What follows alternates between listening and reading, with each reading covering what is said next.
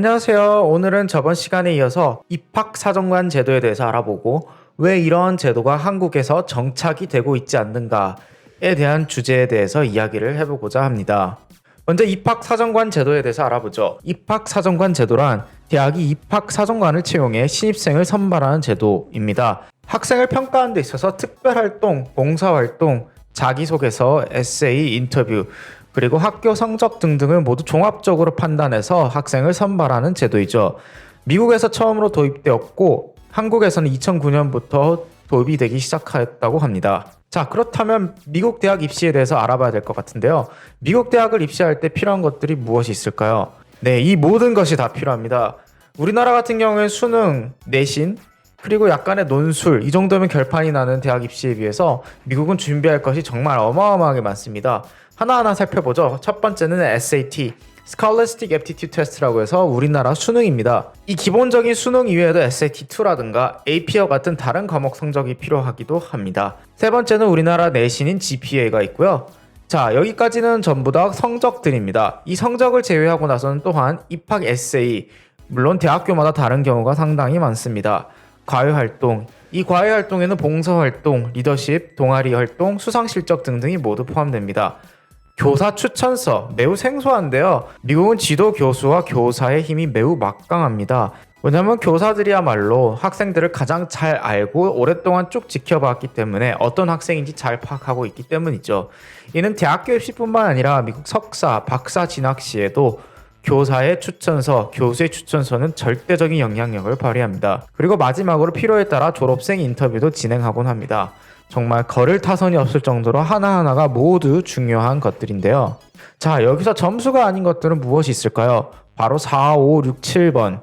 1번에서 3번은 시험 성적입니다. 그 누구도 뭐라고 할 수 없는 객관적인 지표죠. 하지만 4, 5, 6, 7번은 모두 주관과 재력, 인간관계 등이 개입될 수밖에 없습니다. 자, 이런 입학사정관 제도의 좋은 점은 과연 무엇이길래 이렇게 우리나라와 다른 제도를 사용하고 있는 것일까요?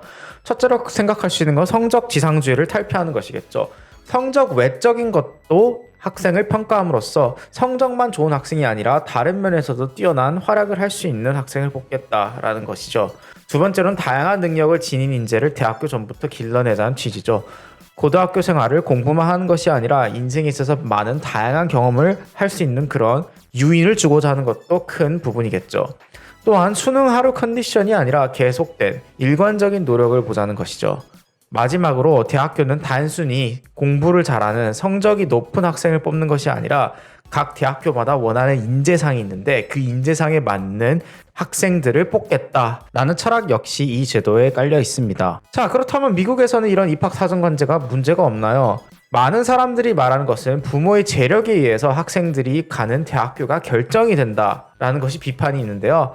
물론 부모의 재력에 의해서 과외 활동의 범위라든가 교육의 질에 차이가 나는 것은 분명한 사실입니다. 실제로 미국에는 아이비 대학교를 보내려고 하는 비싼 사립학교들이 대놓고 많이 있습니다. 우리나라 좋은 특목고에서 서영고 보내려는 것과 똑같은 거죠. 그러면 많은 사람들이 질문할 수 있습니다. 이거 불공평한 거 아닌가요? 부모의 재력에 의해서 학생들이 가는 대학교가 결정이 된다는 건 결국 부의 대물림 아닌가요? 과연 그럴까요? 자, 그럼 한번 이 표를 봅시다. 하버드 대학교 입학생의 성적 분표를 나타낸 것입니다. 초록색은 합격생, 파란색은 합격했지만 가지 않은 학생들, 아니 하버드를 붙고도 안 가는 학생들이 많이 있긴 합니다. 빨간색은 불합격생, 그리고 주황색은 웨이트리스티드, 예비번호를 받은 학생들이죠. X축은 ACT, SAT 성적, 즉 수능 성적이고요. Y축은 GPA, 내신 성적입니다. 즉 이것은 성적으로만 봤을 때 누가 하버드 대학교를 들어갔냐는 표인데요. 예상할 수 있듯이 성적이 좋은 학생들이 많이 합격했다는 것을 일사분면에서 확인할 수 있습니다. 하지만 우리의 이목을 끄는 건 1사분면이 아니라 3사분면인데요. 여기를 보시면 성적, 즉 수능과 내신 성적이 좋지 않았음에도 합격했던 학생이 많다는 걸 알 수 있습니다. 자, 그럼 이런 친구들은 어떤 친구들일까요? 학교마다 지향하는 인재상이 다르기 때문에 딱 집어서 말은 할 수는 없지만 하버드 같은 경우에는 이런 학생들을 원한다고 웹사이트에 적혀 있습니다. 크게 3가지 기준으로 학생을 평가하는데요. Growth and Potential, 성장 잠재력, Interests and Activities, 관심사와 과외 활동, Character and Personality, 인성과 성격. 특히 이 인성과 성격에서 어려움과 역경을 디뎌낸 학생, 자신만의 열정이 드러난 학생, 그리고 대기만성형 학생을 선호한다고 말하고 있습니다. 실제로 학교 성적이 좋지 않았음에도 불구하고 자신의 불우한 환경을 뒤져내고 사회에 기여하고 그리고 긍정적인 모습을 표출한 에세이를 통해서 하버드에 합격한 학생들도 대단히 많습니다. 그럼 다음 질문으로 과연 이것을 신뢰할 수 있습니까? 성적에서 보이지 않는 에세이와 추천서 그리고 과외 활동으로 알 수 있나요? 라고 질문을 던질 수 있습니다. 이 질문에 대한 대답은 미국 사람들은 그렇다고 믿습니다. 결국 공부만 잘한 학생이 아니라 학생의 잠재력과 현재 능력, 리더십 등을 모든 것을 종합적으로 평가해서 학생을 선발하겠다는 그런 대학들의 생각이죠.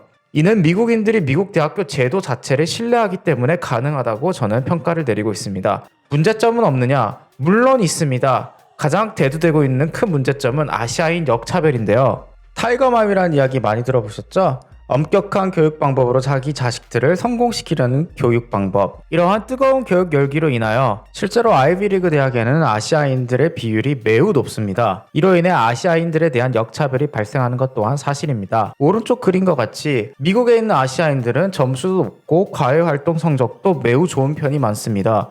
그럼에도 불구하고 역차별이 발생해서 좋은 학생들이 좋은 대학교에 못 들어가고 있는 일이 생긴다는 것이죠. 왜 이런 일이 생기는가라고 알아보면 미국 대학교를 평가하는 데 있어서 세 가지 카테고리가 있는데 세 번째 카테고리, 즉 Personal Qualities에서 주관이 개입하기 때문입니다. Likability, 부침성, Maturity, 성숙성, Integrity, 진실성, Effervescence, 활력성 이런 것들을 판단하는 데 있어서 졸업생 인터뷰를 할 때 점수와 입학사정관에 있는서의 점수가 차이가 난다는 거죠. 조직적으로 아시아인들의 점수를 낮춰서 평가했다는 겁니다. 이는 미국이라서 가능한 특수한 문제죠. 미국이란 나라가 다양한 인종과 문화로 이루어진 다인종 국가이기 때문인데요. 같은 점수와 같은 과외 활동을 했던 사람들이 있다고 하면 아시아인은 25%의 확률로 하버드 대학교를 진학할 수 있는 반면에 흑인은 95%의 확률로 하버드 대학교에 진학을 할 확률을 가지고 있다고 연구 결과가 나왔습니다. 이는 미국 대학은 하나의 커뮤니티라는 것을 보여주고 있습니다. 인종 역시 그 커뮤니티 일원이 되기 위해서 평가를 할 수 있다라는 것이죠. 이에 비해서 한국은 공부 잘하는 학생이 열심히 노력했기 때문에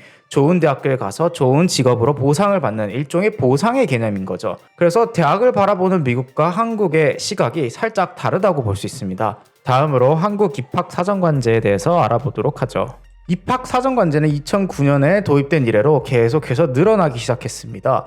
그럼에도 불구하고 이 한국에서의 입학사정관 제도에 대한 인식은 매우 부정적인데요. 오른쪽 그림을 보더라도 기록부를 조장하느니 비리가 발생하고 뇌물을 먹여서 좋은 학교를 간다는 이러한 인식이 매우 팽배해 있습니다. 그럼 한국에서 이 제도가 자리 잡지 못하는 이유는 무엇일까요? 저는 가장 큰 이유로 한국에서는 성적을 제외한 다른 모든 것을 믿지 않는 풍토가 있기 때문이라고 생각합니다. 예를 들어보죠. A는 수능 성적이 100점 만점에 90점을 받았습니다. 반면에 B는 수능 성적이 100점 만점에 80점. 근데 에세이나 과외 활동을 통해서 자신의 열정과 능력을 잘 표현해냈습니다. 자, 근데 A는 S대에 떨어졌고 B는 S대에 합격을 하는 사태가 발생했습니다.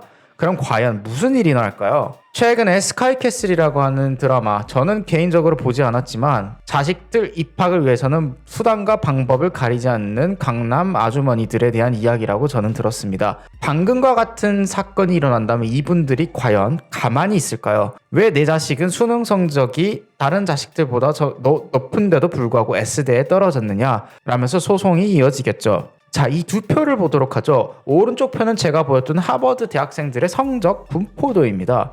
왼쪽은 한국에 있는 대학교의 커트라인이죠.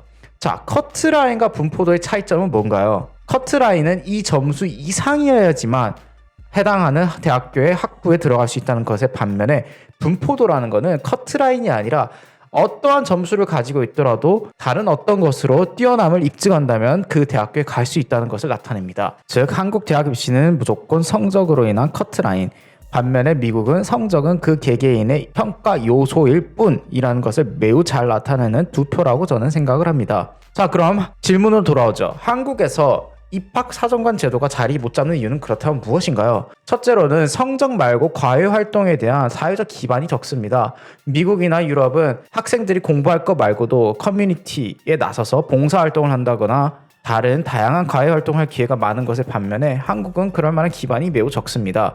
그렇기 때문에 돈을 주고 과외 활동을 꾸민다든지 산다는 등 그런 행위가 일어나는 거죠. 두 번째로 역사가 짧아서 제도적 경험이 미비하기 때문이죠. 또한 이를 악용하는 사람들로 인해서 많은 비판이 일어나고 있는 것입니다. 하지만 가장 결정적인 이유는 신뢰의 부재입니다. 미국은 이런 대학 입학 사정관 제도 1920년부터 시작되었고 입학 사정관들이 내리는 결정 을 신뢰한다는 거죠. 그렇기 때문에 성적이 낮은 학생이 하버드를 가고 성적이 높은 학생이 하버드에 떨어지더라도 이에 대한 왈가왈부가 적은 겁니다.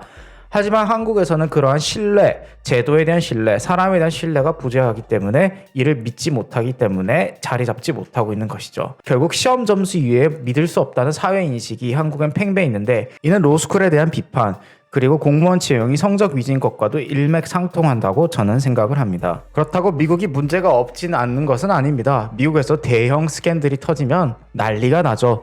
최근에 있었던 스캔들 역시 이런 브로커를 사용해서 자녀들을 좋은 대학교에 보내려고 했던 엄마들의 극성으로 인해서 일어났습니다. 이런 스캔들을 보면 사람 사는 곳은 다 똑같구나.